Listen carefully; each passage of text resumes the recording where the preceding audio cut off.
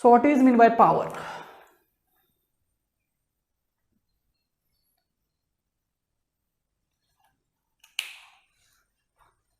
Okay, what is mean by power. आता generally work आणि पॉवरमध्ये रिलेशन असतं. ओके, वर्क आणि पॉवरमध्ये रिलेशन असतं. कार्य करण्याच्या दराला पॉवर असं म्हणतात, शक्ती असं म्हणतात, असं म्हणूया आपण.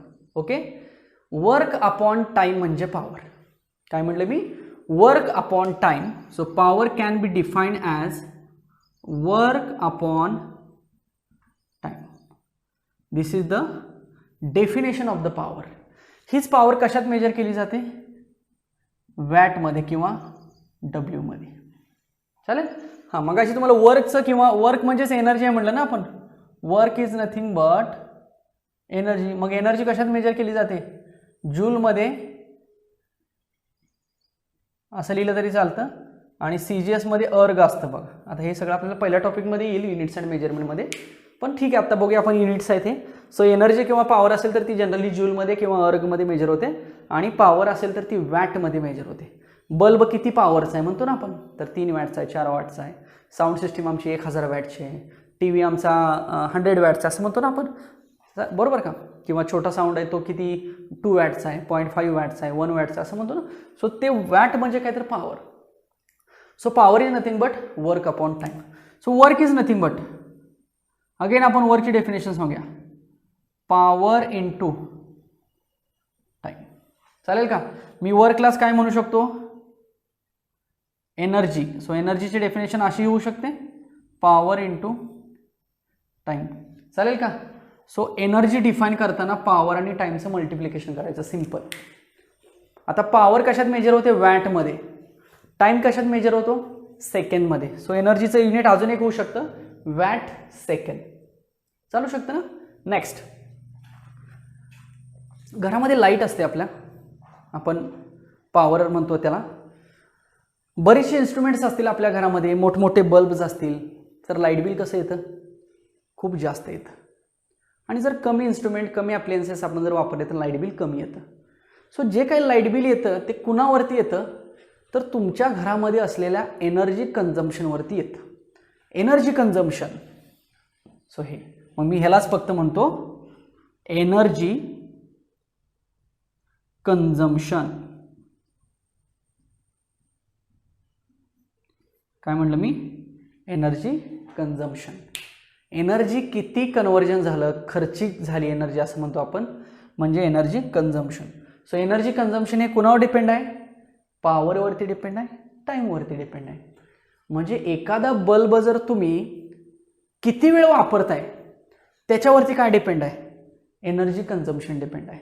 तर तुम्हाला एक आज सगळ्यात एक छानसं एक्झाम्पल सांगतो, इंटरेस्टिंग, जे की तुम्हाला कायमस्वरूपी लक्षात राहील. तुमच्या घरामध्ये जे लाईट बिल येतं महिन्याच्या महिन्याला, 3 महिन्याला काय असेल ते MSEB कडनं, तर ते लाईट बिल येतं, ते आपल्याला युनिट्सवरती येतं बघा. आमचे 100 युनिट जळले, आमचे 200 युनिट जळले असं म्हणतो ना आपण. सो त्या नंबर ऑफ युनिट्सवरती लाईट बिल येतं. तर आज आपण ते शिकूया की लाईट बिल कसं काढलं जातं. ओके, हा फॉर्म्युला सगळ्यांनी लक्षात ठेवा. Energy is equal to power into time. म्हणजे आपल्या घरामध्ये जी एनर्जी कन्झम्पशन आहे ती कशावर डिपेंड आहे? पॉवर आणि टाईमवरती. त्यामुळे हे दोघं जेवढे जास्त असेल तेवढं लाईट बिल जास्त येतं, माहिती आहे ना? एनर्जी जास्त कन्झ्युम होते. So power into time. तर काय करायचं? सो मी हेच असं लिहितो बघा, energy is equal to power into time. चालेल, simple. So E is equal to हेच मी असं लिहितो. आता पॉवर कशात मेजर केली जाते? वॅटमध्ये मेजर केली जाते. आपण ती किलो वॅटमध्ये मेजर करूया. चालेल, फक्त वॅटचं मी किलो वॅट केलं ना, लिहायपुरतं चालेल. म्हणजे इक्वेशन फक्त आपण पॉवरला किलो वॅटमध्ये मेजर करूया असं म्हटलं मी. आणि टाइम सेकंदमध्ये असतो तो आपण कशात मेजर करूया? तासामध्ये मेजर करूया, हवर्समध्ये. सो हे वाचा, किलो वॅट हवर, किंवा इथं कोण आहे? 1 kilowatt hour. So 1 kilowatt hour म्हणजेच आपल्या घरामध्ये असलेलं एक युनिट. काय म्हटलं मी? 1 किलो वॅट हवर म्हणजेच एक युनिट. लक्षात येते? आता बघा, एवढी एनर्जी कंझ्युम झाली तर आपलं एक युनिट खर्च झाला असं म्हणायचं. हे झाले 2 किलो वॅट हवर झालं तर 2 युनिट म्हणायचं.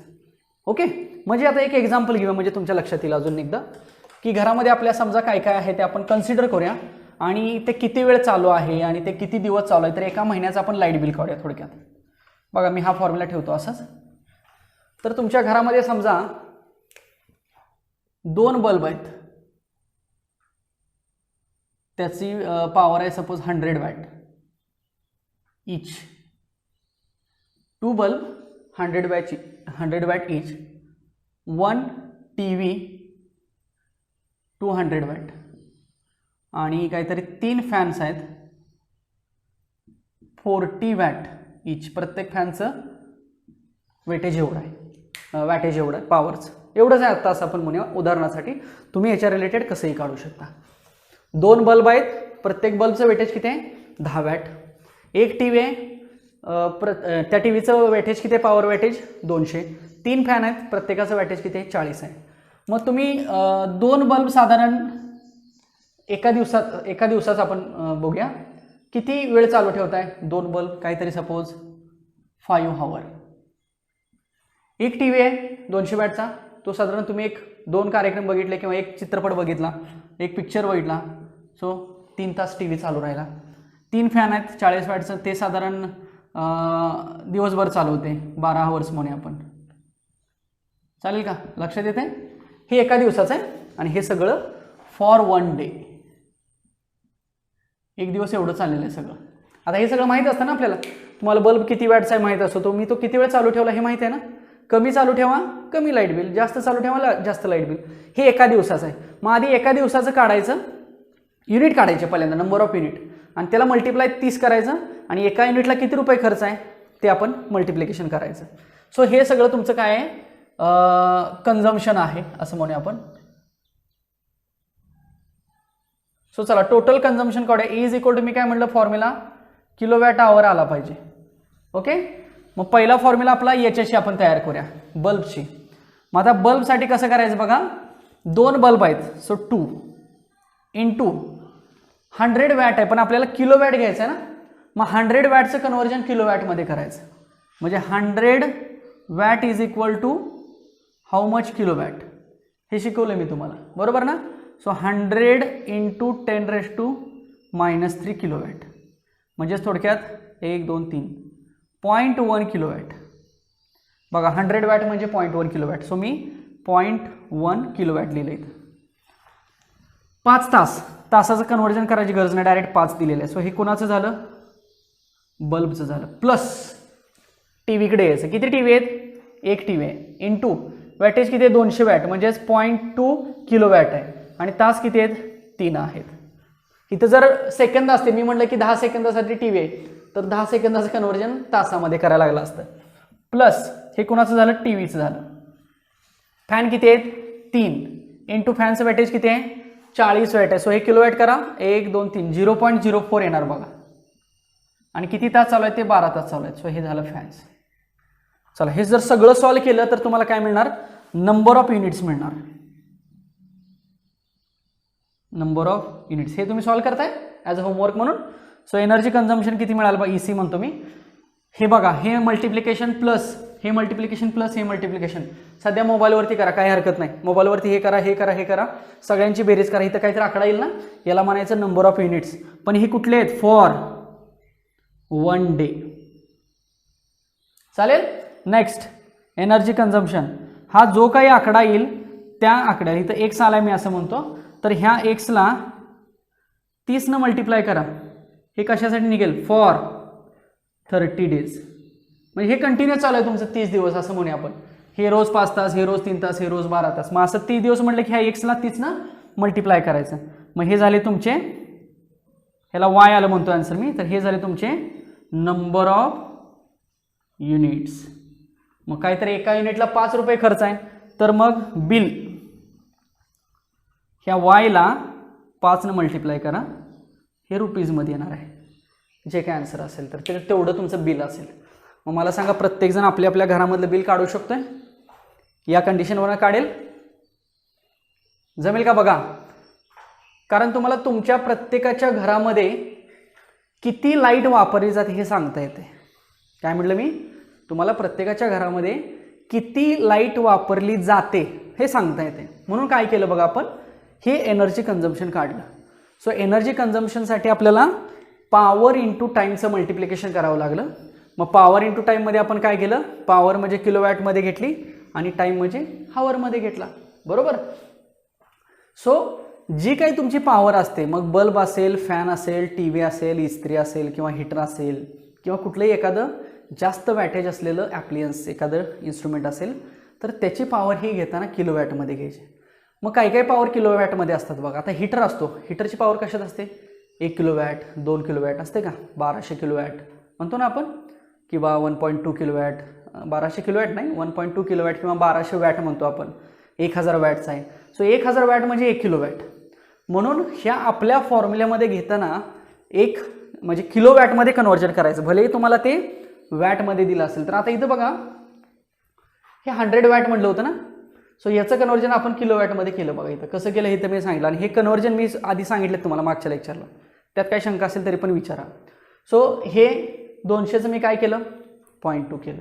नेक्स्ट हे 40 होतं, मग हा पॉईंट इथला 3 घराने इकडे शिफ्ट करायचं ना, मग लेफ्टला 3 घराने शिफ्ट केला म्हणून 10ची पॉवर काय होणार आहे, +3 होणार आहे. मग 10ची पॉवर +3 म्हणजे किलोवॅट झालं ना, म्हणून पॉईंट लेफ्टला गेला 3 घरानं. सो किती झालं, 0.04 आणि इंटू किती, 12 हावर्स. आता हावर्स का घेतलं बघा, टाईम आहे ना. हा टाईम तुम्हाला मिनटामध्ये दिला तर काय करायचं, मिनटाचं कन्व्हर्जन हे तासामध्ये करायचं, हावर्समध्ये करायचं आणि ते इथं पुट करायचं. सो जर तुम्ही ह्या सगळ्या 3 व्हॅल्यू काढल्या तर तुम्हाला एक्स मिळणार आहे एका दिवसाचं युनिट मिळालं त्याला म्हणायचं. ह्या एक्सला 30 मल्टिप्लाय करा, एका महिन्याचं युनिट मिळालं म्हणायचं. आणि ते आन्सर आलं वाय, तर याला म्हणायचं नंबर ऑफ युनिट्स.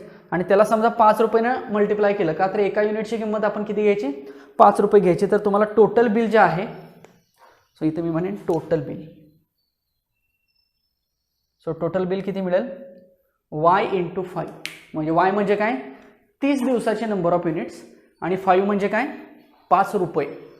5 रुपये जर युनिटची प्राईज असेल तर, आता जनरली युनिटची प्राईज वेगवेगळी असते बघा. खेडेगावात काहीतरी 5.5-6 रुपये असते, शहरामध्ये 7-8 रुपये असते. सो व्हॅरी होत असतं. त्यात पण तुम्ही किती युनिट्स वापरताय त्याच्यावर पण काहीतरी प्राइजेस ठरवतात. सो हे व्हॅरिएबल असेल, आपण 5 रुपये धरूया आपल्या कॅल्क्युलेशनसाठी. सो आता मला सांगा, हे तुम्हाला जमेल कॅल्क्युलेट करायला. आता याच्यावर तुम्ही एक आज होमवर्क करायचा सगळ्यांनी. काय करायचं की अंदाजे काढायचे की बाबा आपल्या घरामध्ये किती बल्ब आहेत. तर ऑर्पेडचे काहीतरी आमच्या घरात 7 बल्ब आहेत.